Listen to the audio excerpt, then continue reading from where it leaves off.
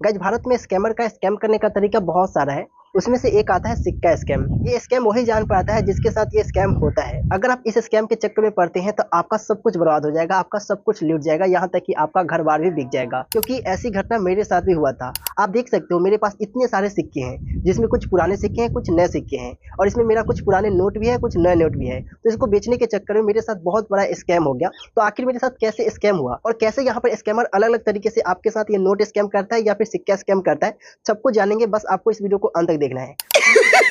पैसा ही पैसा होगा। मस्त। तो आप यहाँ पे देख सकते हैं मैंने सिक्के और ये नोट को अरेंज कर दिया है, जिसमें आप देखेंगे तो ये सारे सिक्के हैं और ये सारे नोट हैं। तो सिक्के आप देखेंगे तो यहाँ पे मेरे पास जितने भी सिक्के आप देख सकते हैं, ये सारे सिक्के अलग अलग टाइप के हैं।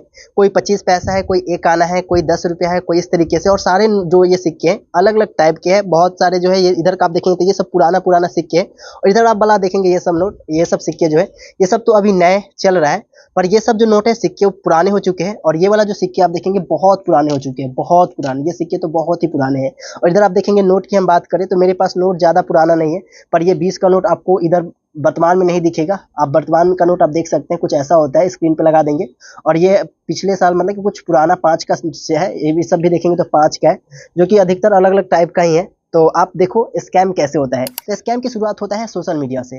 आपको सबसे पहले सोशल मीडिया पे ऐड दिखाए जाएंगे और वहाँ पे बोला जाएगा कि अगर आपके पास ऐसा सिक्का है तो आप मुझे कॉल करो, हम आपको एक सिक्के के लगभग 5 लाख, 6 लाख, 3 लाख, 4 लाख इस तरीके से डिमांड करते हैं, कितने पैसे देंगे। जैसे कि आप ये वीडियो पे कहाँ देख रहे हैं, यूट्यूब पे देख रहे होंगे या फिर फेसबुक पे देख रहे होंगे। तो मान के चलो मैं ऐसा बोलूँ कि अगर आपके पास इन सारे सिक्के में से कोई एक सिक्का भी अगर आपके पास है तो आप मुझे कॉल करो, मैं आपको क्या करूंगा, एक सिक्के के 5 लाख दूंगा। तो वहां पर कोई भी व्यक्ति लालच में आकर कॉल कर सकता है, और ऐसा मेरे साथ भी हुआ था। तो यहाँ पर मेरे साथ क्या हुआ था कि इस तरीके से सिक्के उन्होंने बता रहा था, जैसा वो लोग सिक्के बता रहे थे वैसे सिक्के हमारे पास नहीं थे, पर मेरे पास कुछ इस टाइप के सिक्के थे। ये भी पुराने सिक्के हैं। पहले क्या था, मेरी परदादी ने दादी को दिया और दादी ने हमको दिया, तो इसे मैंने बहुत ही बचा के रखा हुआ है सारे पैसे को। आप देख सकते हैं लगभग इन सारे पैसों को देखें तो 300-400 रुपया हो जाता है सारा पैसा हम काउंट करेंगे तो मैंने क्या किया, इसी तरीके से इसे एक अरेंज वे में छितरा दिया था और फोटो क्लिक करके हमने उसके व्हाट्सएप पे भेज दिया था। तो व्हाट्सएप पे मैंने जैसे ही भेजा था तो उन्होंने उसमें से 5 सिक्के सिलेक्ट किए थे, जो कि ये सारे सिक्के थे।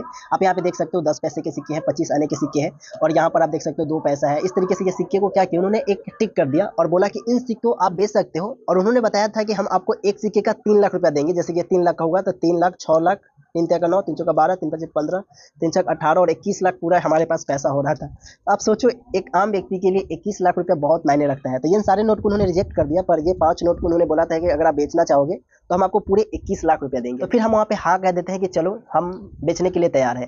फिर वो बंदा बोलता है कि ठीक है, मैं इसके बारे में थोड़ा बहुत समझ लेता हूँ, फिर हम आपको कॉल करेंगे। तो थोड़ी देर बाद फिर से हमें कॉल आता है और बोला जाता है कि मैं क्या करूँगा, एक बंदे को भेजूंगा और उसको आप क्या करना, ये सिक्के दे देना, और उस सिक्के के बदले वो क्या कर देगा, आपको पैसा ट्रांसफ़र कर देगा। तो फिर मैंने कहा कि ठीक है, आप जैसा कहो। तो उन्होंने हमने क्या किया था, हाँ कर दिया। फिर लगभग 1.5 या 2 घंटे बाद कॉल आता है और मुझे बोला जाता है कि मेरे पास बंदे नहीं हैं, जो बंदा था वो जाने के लिए तैयार नहीं है। एक काम करो, मैं आपको पैसा ऑनलाइन दे देता हूँ। तो मैंने कहा ठीक है, आप ऑनलाइन ही दे दो। तो वो क्या कहता है कि आप क्या करो, मेरे व्हाट्सएप पे अपना अकाउंट डिटेल्स भेज दो। तो मैंने अकाउंट डिटेल्स और आधार कार्ड उनको भेज दिया, क्योंकि आधार कार्ड भी वो लोग मांग रहे थे। तो मैंने आधार कार्ड और अकाउंट डिटेल्स उनको भेज दिया। तो फिर वहाँ पे उधर से मुझे कॉल आता है और बोला जाता है कि मैं क्या करूँगा, आपका 21 लाख का सिक्का है तो इसका कुछ पैसा हम आपको एडवांस में दे देंगे, ताकि आप इस सिक्के को बेच ना पाओ। तो मैं क्या करता हूँ कि ठीक है, आप मुझे कुछ पैसे एडवांस में दे दो। तो वो लोग बोलते हैं कि मैं पूरा 7 लाख एडवांस में पैसा दूंगा और बाकी का पैसा बाद में पे कर दूंगा। तो फिर मैं वहाँ पे कह देता हूँ कि चलो ठीक है भाई, आप 7 लाख रुपया तो भेजो। तो अकाउंट डिटेल्स तो मैंने पहले ही भेज दिया था। तो वहाँ पे उन्होंने बोला कि आपका ये जो 7 लाख रुपया है ये बहुत ही लंबा अमाउंट है, तो इसको हमको अरेंज करने में कुछ डॉक्यूमेंट बनाना पड़ेगा एक, ताकि आप किसी भी तरीके से फंसो नहीं, आप पे कोई गवर्नमेंट ये सवाल ना उठाए कि आपके पास इतने सारे पैसे कहाँ से आए। तो कहा ठीक है, आप मेरा कागजात जो भी होगा प्रोसेस आप कर दो। तो उन्होंने बोला कि इस प्रोसेस के लिए आपको 30,000 रुपया देना पड़ेगा। तो मैंने कहा कि भाई 30,000 रुपया तो बहुत हो जाता है। तो फिर कहा उधर से कि आप देखो, अगर आपको इतने सारे पैसे लेने हैं तो आप 30,000 नहीं दे सकते हो। तो मैंने बोला ठीक है, आप एक काम करो, मुझे 7 लाख क्या देने वाले थे, एडवांस में देने वाले थे, तो आप क्या करो उसमें से जो भी हो रहा है आपका 30,000 काट करके बाकी का पैसा दे देना। तो फिर कहा ठीक है, मैं अगले वाले जो भी बंदा है, मेरा भी एक सीनियर है, उससे मैं बात करके बताता हूँ।